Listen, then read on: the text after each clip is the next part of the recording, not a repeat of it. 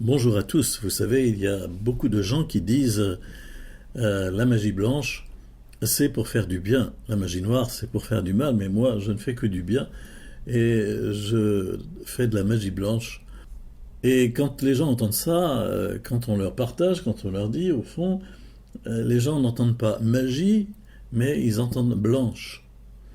Euh, Ils n'entendent pas magie blanche, ils retiennent blanche. Le blanc est vu comme la couleur de ce qui est pur, de ce qui est saint, S-A-I-N-T, mais saint, S-A-I-N, de ce qui est guérisseur.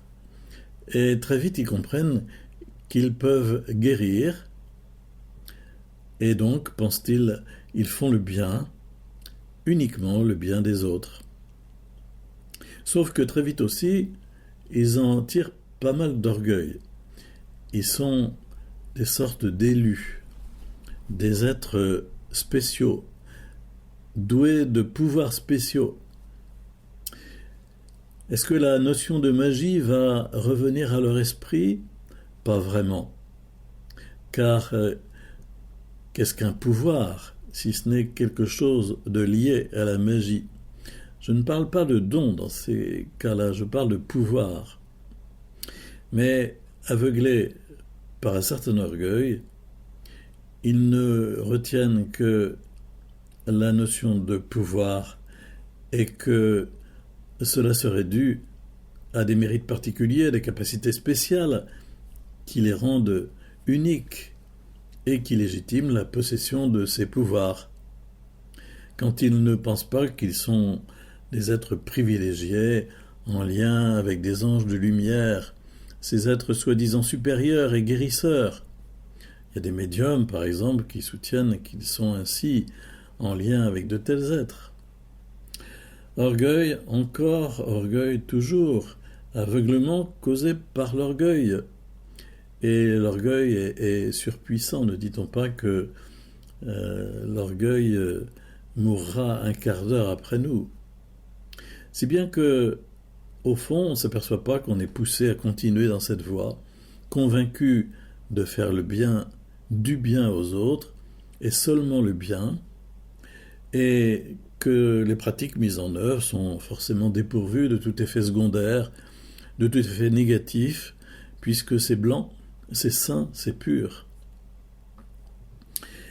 Et donc, il y a une source d'aveuglement qui se met en place à travers un développement accru de la sensibilité au niveau des perceptions, un développement accru de la médiumnité. Cette dernière va peu à peu paralyser, puis anéantir les capacités de réflexion, de discernement, d'esprit critique. La raison et l'intelligence se voient empêchées dans leur exercice. Mais comme le démon est malin, les réponses des esprits vont se faire de plus en plus immédiates, précises, ajustées parfaitement à ce que la personne attend. Et comme elle ne comprend pas qu'elle est déjà sous leur emprise, elle n'y voit que du feu, si l'on peut dire. Plutôt, elle n'y voit qu'une lumière guérisseuse. Elle va simplement en conclure que ses capacités de guérison sont de plus en plus fortes, de plus en plus puissantes, qu'elle a affiné son don, qu'elle devient un meilleur guérisseur, qu'elle maîtrise son art. Si elle pense qu'elle obtient ces résultats par collaboration avec des êtres invisibles, ce sont forcément, selon elle, des êtres de lumière, des anges guérisseurs, doués de bonnes intentions, et que bien entendu la personne peut soumettre à sa volonté sans qu'il n'y ait de conséquences ni pour elle ni pour les autres. Une sorte de pouvoir surhumain qu'elle posséderait, domptée des forces célestes mystérieuses qui seraient à son service, parce qu'elle serait une sorte d'élu dont la mission terrestre serait de faire le bien en guérissant les autres. Oui, en fait, on peut expérimenter cela, on peut penser cela, on peut ressentir cela, on peut entendre cela auprès de médiums, auprès de voyants, auprès de guérisseurs, de personnes pratiquant le Reiki et de toutes sortes de personnes dans les réseaux Nouvel Âge.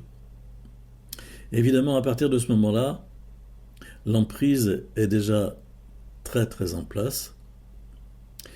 Il n'y est même plus question de tentation ni même de combat spirituel parce que la personne est aveuglée, elle a succombé à l'orgueil et au fond ses capacités de discernement et d'esprit critique ont disparu, c'est bien qu'elle ne voit plus où pourraient être les tentations. Tout est immédiat, tout est subi, elle fonctionne d'après le ressenti et elle ne peut pas mener un combat spirituel car elle ne voit pas l'ennemi, elle ne conçoit même pas son existence. Elle vit dans l'illusion totale, elle se pense dans la vérité, dans la liberté. Elle a vraiment franchi une ligne blanche, elle a déjà mis gravement un pied de l'autre côté.